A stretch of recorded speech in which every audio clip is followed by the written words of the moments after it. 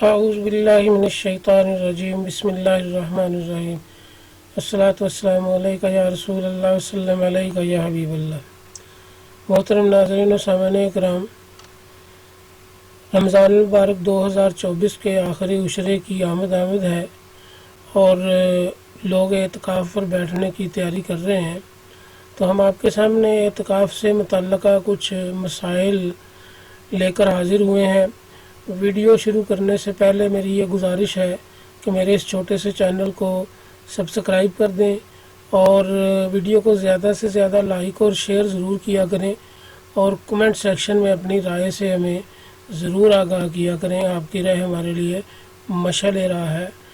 Video کو like کرنے پہ کوئی خرچ نہیں آتا اور ویڈیو کو شیئر کرنے پہ بھی کوئی خرچ نہیں آتا۔ آپ جس انٹرنیٹ پیکج کو استعمال کر رہے ہیں اس میں یہ تھوڑی سی دین کی خدمت ہے۔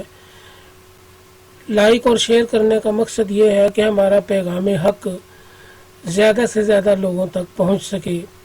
تو محترم ناظرین کرام، ویڈیو کا آغاز کرتے ہیں۔ سوال نمبر 1، ہم نے سوالات تیار کیے ہیں اور ان کے جوابات تیار کیے ہیں جو کہ علماء، مشائخ اور محدثین و مفسرین کی آراء سے حاصل کیے گئے ہیں، تو ہم نے صرف اس کو ترتیب دیا ہے۔ تو سوال نمبر 1 یہ ہے کہ کیا مسنون اعتکاف کے لیے روزہ رکھنا شرط ہے؟ جواب عرض ہے کہ مسنون اعتکاف کے لیے روزہ رکھنا شرط ہے، بغیر روزہ کے مسنون اعتکاف صحیح نہیں،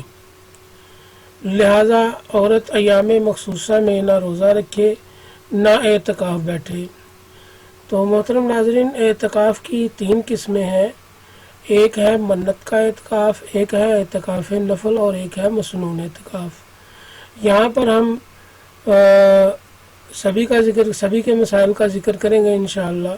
تو پہلا سوال جو ہے مسنون اعتکاف سے، مسنون اعتکاف وہ ہے جو رمضان المبارک کے آخری عشرے میں، آخری 10 دن میں 20 رمضان المبارک کو عصر کی نماز کے بعد سورج غروب ہونے سے پہلے ہم نے اپنی اعتکاف گاہ میں، مسجد میں یا خواتین نے گھر میں جس جگہ پہ اعتکاف کا اہتمام کیا ہے، تو انہوں نے اپنی اعتکاف گاہ میں 20 رمضان المبارک کو سورج غروب ہونے سے پہلے بیٹھ جانا ہے۔ اعتکاف کا بنیادی مقصد یہ ہے کہ اللہ تبارک و تعالیٰ سے قرب حاصل کرنا، اللہ تعالیٰ کو راضی کرنا اور دنیا سے قطع تعلق کرنا۔ مقصد یہ ہے کہ اے اللہ، ہم تیری بارگاہ میں حاضر ہوئے ہیں دنیا سے قطع تعلقی کر کے، تو اب ہمارا مقصد صرف تیری رضا ہے اور ہم تیری ہی تسبیح و تحلیل اور تیری ہی عبادت کریں گے اور تیری ہی بارگاہ میں سربا سجود ہوں گے، اور اپنے تیرے محبوب آقا کریم صلی اللہ علیہ وسلم پہ ہم درود و سلام کثرت کے ساتھ پڑھیں گے۔ تو یہ جمیع عبادات اور اللہ کی رضا اور اپنی مغفرت اللہ تبارک و تعالیٰ سے طلب کرنا، یہ مسنون اعتکاف کا مقصد ہے، اور اللہ تبارک و تعالیٰ کی بے پناہ فیوز و برکات کا حصول اس اعتکاف کا مقصد ہے۔ تو آگے سوال نمبر 2 پیش خدمت ہے، کیا واجب مسنون یا نفلی اعتکاف چھوڑنے پر قضا واجب ہے؟ جواب عرض ہے، اگر نفلی اعتکاف چھوڑ دے تو اس کی قضا واجب نہیں، لیکن اگر مسنون اعتکاف جو رمضان المبارک کے آخری عشرہ میں کیا جاتا ہے اسے توڑا تو جس دن توڑا اسی سے آگے بقیہ دنوں کی قضا کرے۔ پورے 10 دنوں کی قضا واجب نہیں۔ اگر واجب یعنی منت کا اعتکاف چھوڑا تو اگر وہ کسی معین مہینے کی منت تھی تو باقی دنوں کی قضا کرے، لیکن اگر مسلسل علی الاتصال اعتکاف کرنے کی نیت کی تھی تو نئے سرے سے اعتکاف کرے، اور اگر علی الاتصال اعتکاف کرنے کی نظر نہیں مانی تھی تو باقی دنوں کا اعتکاف کرے گا۔ سوال نمبر 3 پیش خدمت ہے، ایک دن کے اعتکاف کی قضا کا طریقہ کیا ہے؟ ایک دن کے اعتکاف کی قضا کا طریقہ یہ ہے کہ اگر اعتکاف دن میں ٹوٹا ہو تو صرف دن کی قضا واجب ہوگی، یعنی قضا کے لیے طلوع فجر سے پہلے اعتکاف گاہ میں داخل ہو، روزہ رکھے اور اسی روز شام کو غروب آفتاب کے وقت اپنے اعتکاف گاہ سے باہر آ جائے۔ دوسری صورت میں اگر اعتکاف رات کو ٹوٹا ہے تو رات اور دن دونوں کی قضا کرے، یعنی شام کو غروب آفتاب سے پہلے مسجد میں داخل ہو، رات بھر وہاں رہے، روزہ رکھے اور اگلے دن غروب آفتاب کے بعد اعتکاف گاہ سے باہر نکل آئے۔ تو عزیزان محترم، سوالات کی شکل میں ہم جوابات آپ کی پیش خدمت کر رہے ہیں، تو انتہائی توجہ سے ہماری اس گفتگو کو سماعت فرمائیں تاکہ دین کا علم حاصل ہو اور ہم اپنی کمزوریوں کو دور کر سکیں۔ یہاں پر میں ایک عرض کرتا چلوں کہ انسان کا خشوع و خضوع اور انسان کا دلی خلوص اللہ کو بہت پسند ہے، اور خشوع و خضوع اور دلی خلوص کے لیے علم کا حصول بھی اللہ تبارک و تعالیٰ کی پسندیدگی کا بڑا باعث ہے۔ اللہ تبارک و تعالیٰ کو وہ عمل پسند ہے جو اس کی راہ میں اپنے آپ کو درست کرنے کے لیے، کیونکہ اللہ تبارک و تعالیٰ کی سب سے بڑی منشا یہ ہے، اللہ تبارک و تعالیٰ کا سب سے بڑا جو مطالبہ ہے وہ یہ ہے کہ مجھے میری مرضی کے مطابق خدا مانا جائے، مجھے میری مرضی کے مطابق معبود مانا جائے۔ تو ہم اللہ تبارک و تعالیٰ کو اللہ کی مرضی کے مطابق جب راضی کرنے کی کوشش کریں تو اس کے لیے ہمیں علم حاصل کرنا بہت ضروری ہے۔ تو سوال نمبر 4 پیش خدمت ہے، مسنون اعتکاف ٹوٹنے کے بعد کیا معتکف نفل کی نیت سے اعتکاف جاری رکھ سکتا ہے؟ جواب پیش خدمت ہے، مسنون اعتکاف ٹوٹنے کے بعد مسجد سے باہر نکلنا ضروری نہیں، بلکہ عشرہ اخیرہ کی بقیہ ایام میں نفل کی نیت سے اعتکاف جاری رکھ سکتا ہے۔ اس طرح مسنون اعتکاف تو نہیں ہوگا مگر نفلی اعتکاف ہو جائے گا، لیکن اگر کوئی شخص اعتکاف جاری نہ رکھ سکے تو وہ بھی جائز ہے، اور یہ بھی جائز ہے کہ جس دن اعتکاف ٹوٹا ہے اسی دن باہر چلا جائے اور اگلے دن سے بنیت نفل پھر اعتکاف شروع کر دے۔ سوال نمبر 5 پیش خدمت ہے، کن صورتوں میں اعتکاف توڑنا جائز ہے؟ تو اعتکاف توڑنے والی جن میں ہم اعتکاف توڑ سکتے ہیں، اعتکاف کو ختم کر سکتے ہیں، اعتکاف سے اٹھ سکتے ہیں، اس میں سب سے پہلی چیز ہے بیماری۔ اعتکاف کے دوران ایسی بیماری لاحق ہو جائے جس کا علاج اعتکاف گاہ سے باہر جائے بغیر ممکن نہ ہو تو اس صورت میں اعتکاف توڑنا جائز ہے۔ دوسری وجہ یہ ہے کہ والدین، بیوی، بچوں کو کوئی تکلیف لاحق ہو جائے، یا بہن بھائیوں میں سے کسی کو کوئی شدید مرض لاحق ہو جائے یا کوئی حادثہ پیش آ جائے ان کو، اور گھر میں کوئی دوسرا تیمارداری کرنے والا موجود نہ ہو تو اس صورت میں اعتکاف توڑنا جائز ہے۔ تیسری وجہ ہے والدین، بہن بھائی یا کوئی عزیز ایسا جو بہت قریب ہے اچانک فوت ہو جائے تو اس کی تجہیز و تکفین کے لیے اعتکاف توڑنا جائز ہے۔ تو چوتھی وجہ یہ ہے کہ اگر کسی معتکف کو کوئی زبردستی مسجد سے نکال دے یا حکومت اعتکاف میں گرفتار کر لے تو اعتکاف ٹوٹ جائے، اعتکاف ختم ہو جائے گا، ٹوٹ جائے گا، مگر اس صورت میں معتکف پر اعتکاف توڑنے کا گناہ نہیں ہوگا۔ تو یہ 4 وجہ ہیں جن وجہ سے اعتکاف ختم ہو جاتا ہے، اعتکاف ٹوٹ جاتا ہے، اور یہ ایسے عذر ہیں جن سے اعتکاف کے ٹوٹنے کا گناہ نہیں ہے۔ اچھا، سوال نمبر 6 پیش خدمت ہے، اعتکاف کو توڑنے والے امور کون سے ہیں؟ یعنی جب ہم جان بوجھ کے اعتکاف کو ایسی حرکت کریں کہ اعتکاف ٹوٹ جائے۔ اعتکاف کو توڑنے والے امور میں بلا عذر مسجد سے باہر نکلنا، حالت اعتکاف میں مباشرت کرنا، عورت اعتکاف میں ہو تو حیض و نفاس کا جاری ہو جانا، کسی عذر کے باعث اعتکاف گاہ سے باہر نکل کر ضرورت سے زیادہ ٹھہرنا، ان سب صورتوں میں اعتکاف ٹوٹ جاتا ہے۔ سوال نمبر 7، مکروہات اعتکاف کون سے ہیں؟ جواب پیش خدمت ہے،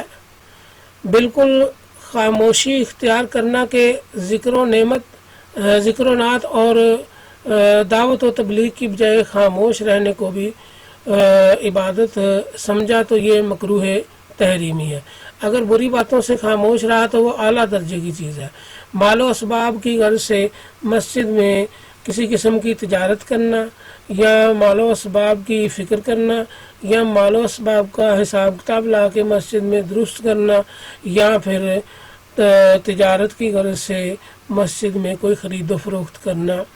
یہ تمام باتیں اعتکاف کو توڑ دیں گی، اعتکاف کی مکروہات میں شامل ہیں، یعنی ان سے اعتکاف میں بیٹھے بیٹھے ہی توبہ کرنا ضروری ہے۔ اعتکاف آپ کا ختم نہیں ہوگا، اعتکاف جاری رہے گا۔ کسی بھی وقت آپ ان تمام باتوں سے توبہ کر کے تو اللہ تبارک و تعالیٰ کے حضور استغفار پیش کر سکتے ہیں۔ اس کے علاوہ لڑائی جھگڑا یا بیہودہ باتوں سے بھی اعتکاف مکروہ ہو جاتا ہے، ختم نہیں ہوتا، اعتکاف مکروہ ہو جاتا ہے۔ اور اس کی اگر شدت اپنائی جائے تو اعتکاف کی جو کراہت ہے وہ مکروہ تحریمی تک پہنچ سکتی ہے، اور اگر مزید شدت اختیار کی جائے تو پھر آپ کا اعتکاف ختم ہو جائے گا، اعتکاف پر بیٹھنے کا کوئی فائدہ نہیں ہوگا۔ تو سوال نمبر 8 پیش خدمت ہے، کیا معتکف بحالت مجبوری ایک مسجد سے دوسری مسجد میں منتقل ہو کر اعتکاف پورا کر سکتا ہے؟ جی ہاں، معتکف بحالت مجبوری ایک مسجد سے دوسری مسجد میں منتقل ہو سکتا ہے۔ مثلا جس مسجد میں اعتکاف شروع کیا وہاں جان و مال کا خطرہ لاحق ہو یا مسجد منہدم ہو جائے، یا ایسی صورت میں اس مسجد سے نکل کر فوراً کسی نزدیکی مسجد میں اعتکاف کی نیت سے چلے جانا چاہیے، اور یہ جائز ہے۔ سوال نمبر 9 پیش خدمت ہے، کیا معتکف کسی مریض کی عیادت یا نماز جنازہ میں شریک ہو سکتا ہے؟ اعتکاف کے دوران معتکف عیادت مریض یا نماز جنازہ کے لیے نہیں جا سکتا۔ سیدتنا عائشہ صدیقہ رضی اللہ تعالی عنہا ام المومنین بیان کرتی ہیں کہ اعتکاف کرنے والے کے لیے سنت ہے کہ وہ کسی مریض کی عیادت نہ کرے، نہ کسی جنازے کے ساتھ جائے، نہ اپنی بیویوں کو چھوئے، نہ اس سے مباشرت کرے، اور غیر ضروری حاجت کے علاوہ اعتکاف گاہ سے نہ نکلے۔ سنن ابو داؤد رقم نمبر 3332473 ہے۔ تو ہاں، اگر گزرتے بلا توقف بیمار کی عیادت کر لی جائے تو یہ بات جائز ہے۔ یہ بھی حدیث پاک حضرت عائشہ صدیقہ رضی اللہ تعالی عنہا ام المومنین سے ہی روایت ہے کہ حضور نبی اکرم صلی اللہ علیہ وسلم حالت اعتکاف میں مریض کے پاس سے گزرتے تو توقف کیے بغیر چلتے چلتے اس کا حال دریافت فرما لیتے۔ ابن عیسیٰ راوی کہتے ہیں کہ سیدنا عائشہ صدیقہ رضی اللہ تعالیٰ عنہ فرما رہی ہیں کہ حضور نبی اکرم صلی اللہ علیہ وسلم بحالت اعتکاف مریض کی عیادت فرمایا کرتے تھے۔ ابو داؤد سنن ابو داؤد کی حدیث پاک ہے یہ۔ تو معلوم ہوا کہ معتکف کا جنازے اور بیمار پرسی کے لیے بالالتزام جانا جائز نہیں، اس غرض سے وہ مسجد سے باہر نکلا تو اس کا اعتکاف فاسد ہو جائے گا۔ اور لیکن اگر اس نے اعتکاف کرتے وقت یہ نیت کر لی تھی کہ نماز جنازہ یا عیادت کے لیے جائے گا تو اس صورت میں نماز جنازہ یا بیمار پرسی کے لیے جانے سے اعتکاف فاسد نہیں ہوگا۔ مثلا کسی ایسے مریض کا احتمال ہے کہ اعتکاف پر بیٹھنے سے پہلے اس کو یہ خدشہ ہے کہ اس مریض کا انتقال ہو جائے گا، اور وہ یہ نیت کر لیتا ہے کہ وہ اس کے جنازے میں شامل ہوگا، تو ایسی صورت میں اعتکاف نہیں ٹوٹے گا۔ خاموشی سے جنازے میں شامل ہو کے تو واپس آ کے اپنی اعتکاف گاہ میں بیٹھ جائیں۔ سوال نمبر 10 پیش خدمت ہے، کن امور کی بنا پر معتکف اعتکاف گاہ سے باہر نکل سکتا ہے؟ معتکف بشری ضروریات مثلا بیت الخلاء جانا، غسل واجب کے لیے اگر اعتکاف گاہ میں سہولت موجود نہ ہو تو باہر جا سکتا ہے، یہ اعتکاف گاہ سے مراد یہ ہے کہ مساجد میں جو اپنے واش روم بنے ہوتے ہیں وہاں تک جانا جائز ہے۔ ایسی صورت میں کہ مسجد میں بیت الخلاء بنے ہوں اور وہ گھر چلا جائے تو ایسی صورت میں اعتکاف ختم ہو جائے گا۔ یوں ہی نماز جنازہ اگر اعتکاف بیٹھتے وقت اس کی نیت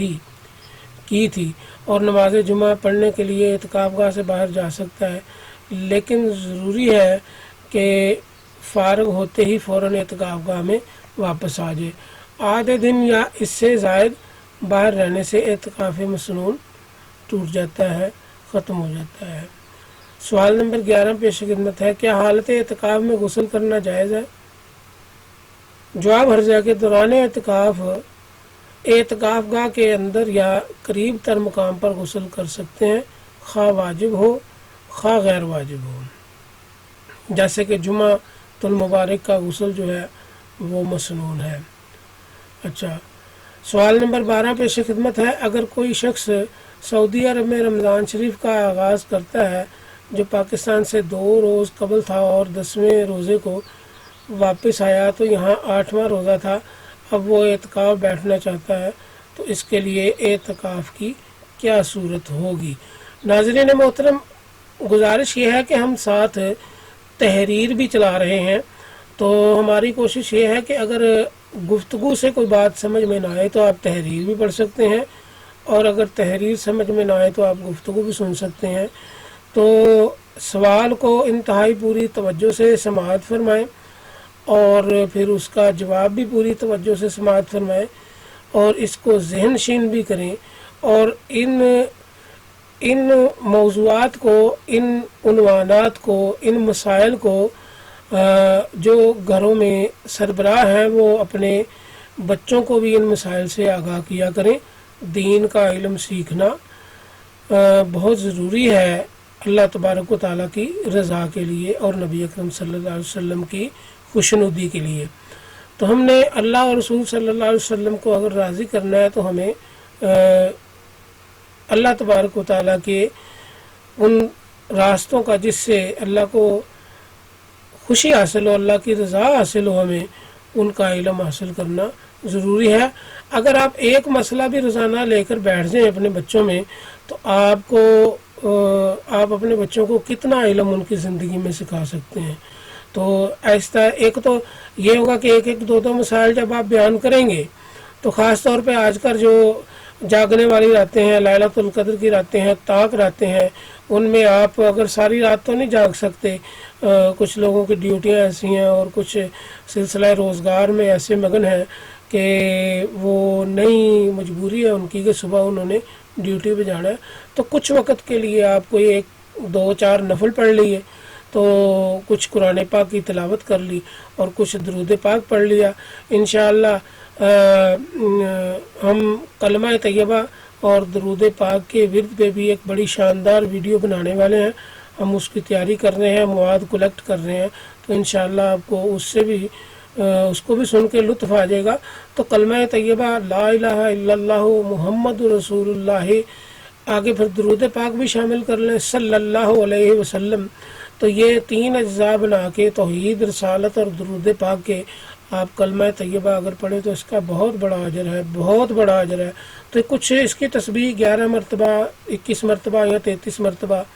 جتنی آسانی آپ کو ملے، 7 مرتبہ بھی کر لیں۔ اگر بالکل ہی آپ کو سمجھتے ہیں تو کم از کم 3 مرتبہ ضرور کر لیں، اور اگر بہت ہی آپ سمجھتے ہیں کہ بڑی دقت والا کام ہے تو آپ 1 مرتبہ ضرور اس کو روزانہ رات کو، خاص طور پہ رمضان المبارک میں، اور خاص طور پہ یہ آخری عشرے کی طاق راتوں میں کہ کوئی ایک رات اس میں لیلۃ القدر کی رات ہو سکتی ہے، تو یہ آپ ضرور پڑھا کریں۔ تو سوال دوبارہ پیش خدمت کرتے ہیں، سوال نمبر 12،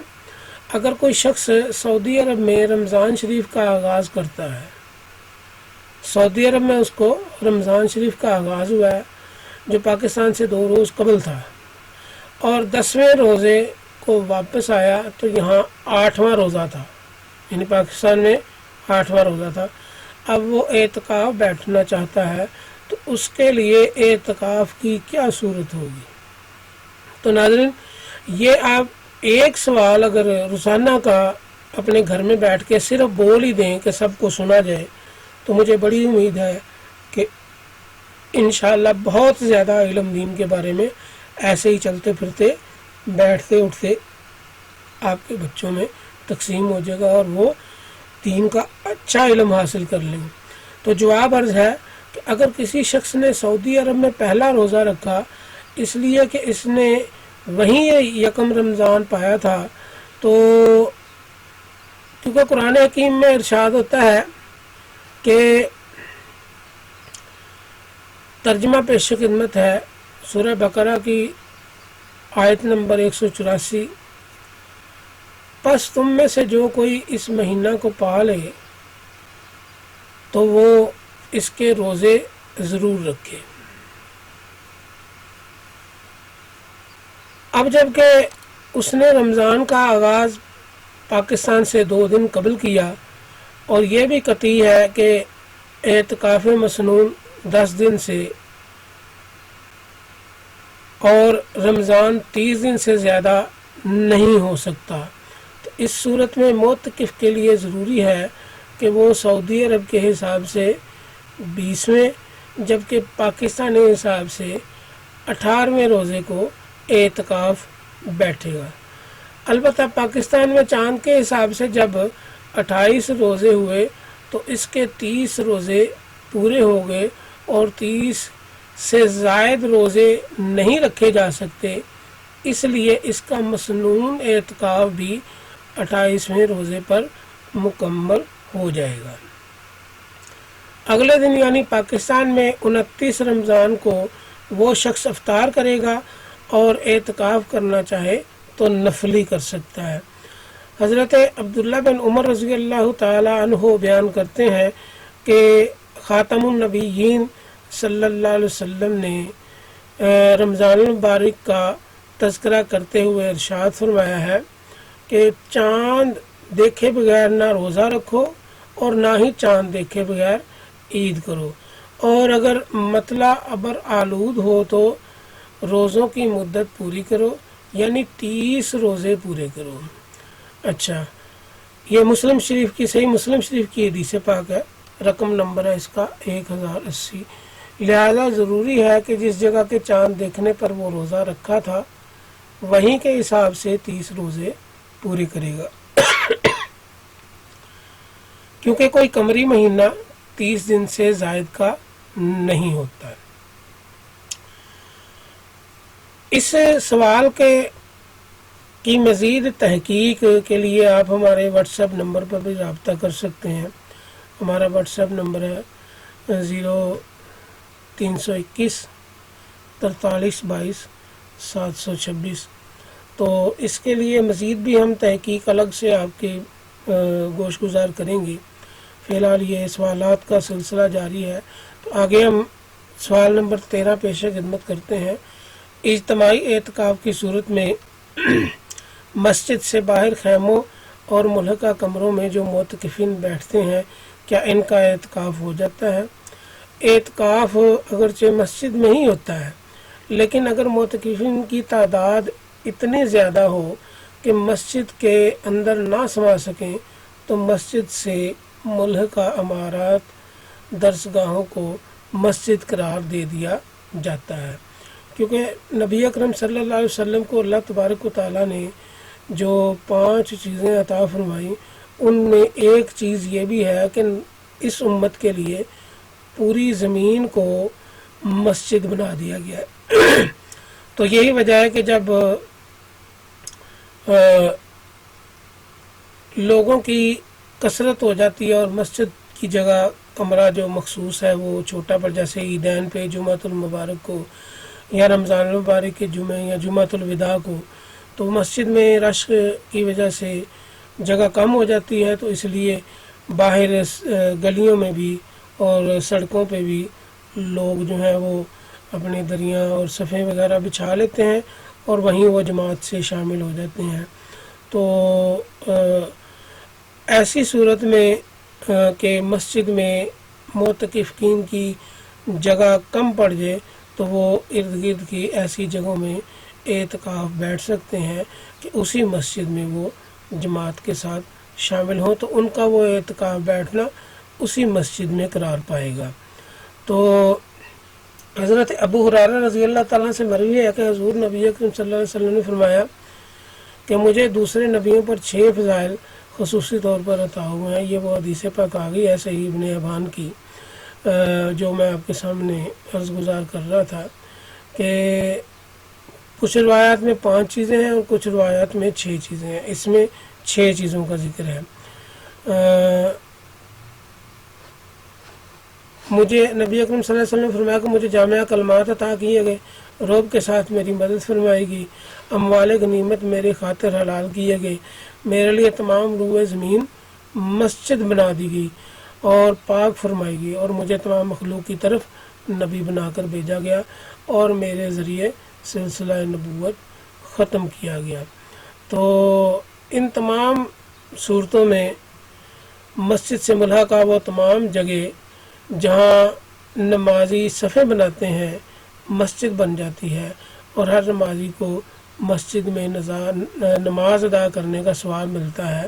تو اسی طرح اعتکاف بھی جو ہے وہ مسجد سے ملحقہ ایسی جگہوں میں کیا جا سکتا ہے جہاں پر ایسی ڈسٹربنس نہ ہو، ایسا خلل نہ ہو کہ جس سے اعتکاف کی عبادت میں کمی واقع ہو یا اعتکاف کی عبادت منتشر ہو، تو وہاں پر مسجد سے ملحقہ اس علاقے میں مسجد میں جگہ نہ ہونے کی صورت میں اعتکاف کیا جا سکتا ہے۔ اسے اسی مسجد کا اعتکاف قرار دیا جائے گا، اور اسے انشاءاللہ اللہ کی بارگاہ میں بڑی امید ہے کہ مفسرین اور محدثین کی آراء کے مطابق اور حدیث کے نچوڑ کے مطابق وہ مسجد ہی کا اجر ہوگا اسے معتکف کے لیے۔ تو عزیزان محترم، یہ ہم نے 13 سوال آپ کے سامنے پیش خدمت کیے، تو بڑی امید ہے کہ آپ ان سوالات کے جوابات سے ضرور استفادہ حاصل کریں گے اور آپ کے علم میں اضافہ ہوگا، اور ہماری بھی کوشش یہی ہوتی ہے کہ علم میں اضافہ ہو اور ہم سب مل کے راہ حق کی تلاش کریں۔ راہ حق میدان معرفت کا وہ ذریعہ ہے، وہ جستجو ہے، وہ طلب ہے کہ جس سے ہمیں اللہ تبارک و تعالیٰ کی رضا، اس کی خوشنودی، اس کا دیدار حاصل ہونا ہے، اور نبی اکرم صلی اللہ علیہ وسلم کے دست شفاعت ہمیں عطا ہونا ہے، اور اس سے ہم محروم نہیں رہیں گے۔ تو اللہ تبارک و تعالیٰ میرا اور آپ کا حامی و ناصر ہو۔ آخر میں پھر چھوٹی سی یہ عرض ہے میری کہ میرے اس چھوٹے سے چینل کو سبسکرائب کر دیں اور ویڈیو کو لائک اور شیئر ضرور کریں، تاکہ ہمارا یہ پیغام حق جو ہے وہ زیادہ سے زیادہ لوگوں تک پہنچ سکے، اور کمنٹ سیکشن میں اپنی رائے سے ہمیں ضرور آگاہ کیا کریں۔ ہم آپ کی رائے کے منتظر رہتے ہیں، آپ کی رائے ہمارے لیے مشعل راہ ہے۔ اللہ تبارک و تعالیٰ ہمیں علم و حکمت عطا فرمائے۔ وآخر دعوانا ان الحمد للہ رب العالمین۔